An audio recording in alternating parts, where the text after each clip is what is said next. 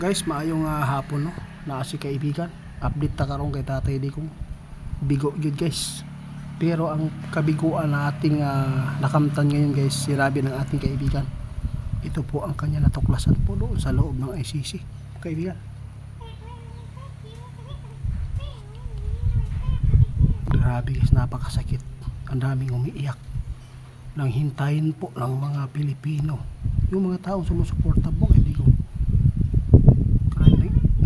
Ito po yung nakita ng ating kaibigan guys. Sa totoo lang, may pag-asa daw na makakalabas si tatay doon dahil sa kanyang edad at kanyang kalusugan. Ngunit may mga taong traitor daw talaga guys, napilit na umapila na hindi na lang bigyan po ng pagkakataon na makakalabas. Grabe kanilang pagsulsul po sa ICC guys. Grabe ang pagsulsul sa mga tao na nagpaluyo ani sa pagdakop ni tatay, kaibigan.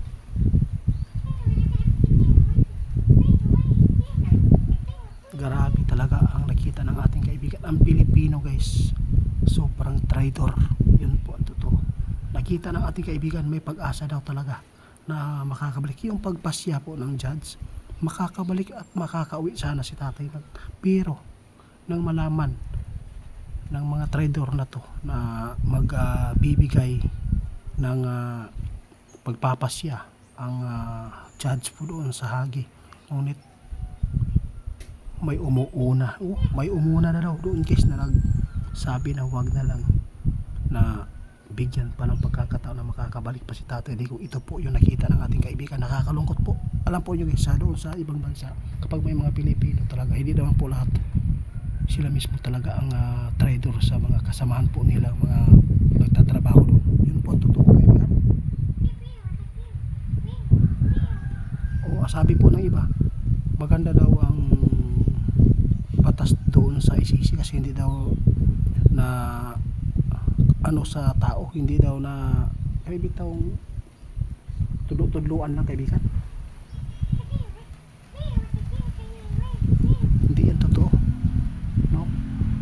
Hindi yan mangyayari na magpabilin si Tatay Digong doon dahil siguro guys sa kalaban naman kaayo ang presidente nato o mga Duterte wala yun. Kung nakiisa lang ta si Sara Duterte o kay Bongbong, may puruhan talaga makalis. Sinusulan nila guys. Grabe, may pag-asa si tatay makakabalik guys dahil po sa kanyang edad at kanyang kalusugan ngayon. Natakot si kaibigan guys, baka maabutan si tatay po doon ng kamatayan. Ito po, kasi nakita na ating kaibigan, unti-unti na po humihina si tatay dahil po sa tagal na po niya doon nakaditin. Nakakalungkot. Tandaan po niyo guys yung mga sinabi ng ating kaibigan. Matutuklasan po ng lahat yan na mayroon talagang mga taong demonyo na nasa likod nito para po i-ano si tatay doon na hindi na palabasin.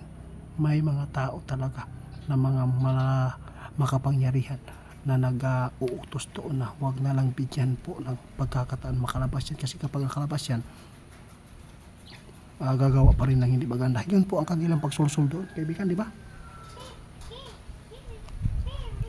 Kining sabi ng ating kaibigan, yung Pilipino grabe, sobrang traitor guys. Kaya mag-ingat po no, ang mga tao doon na mga kasamahan po nyo doon sa trabahoan ninyo, kasi kadalasan talaga ang mga Pilipino talaga yung traitor, sabi ng ating kaibigan. Mag-ingat po, hindi naman po lahat katulad ni Tatay Digong ngayon.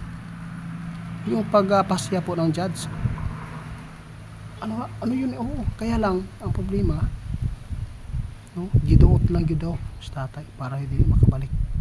Ito po yung nakita ng ating kaibigan. Maraming nagsasabi talaga guys na maganda daw ang batas, hindi nila alam yung pag huli kay Tatay Digong, illegal po talaga yan.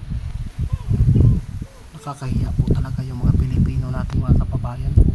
Hindi naman po lahat, hindi ko naman po nilahat-lahat, pero ito po ang nakita ng ating kaibigan na si Tatay Digong sana may pag-asa na sana makakabalik nung pagpapasya na ng Hague. Ngunit may nag-una doon na sumulsul para hindi po makakabalik si tatay. Binigyan talaga ng paglason sa traitor na to doon sa Hague. Grabing koneksyon nila guys, sobrang lakas ang koneksyon po ng kalaban ni Tatay Digong ngayon dito sa ating bansa. Sige lang, matutuklasan pa rin yun yan, sabi ng ating kaibigan. Mark my word, sabi po ng ating kaibigan guys. Tandaan po nyo yan, malalaman talaga kung sino po ang leader na tong traitor para si Tatay Digong ay di na makakabalik at malugmok na doon sa bahagi. Natakot si kaibigan, baka maabutan pa ng kamatayan. Salamat kaibigan ha.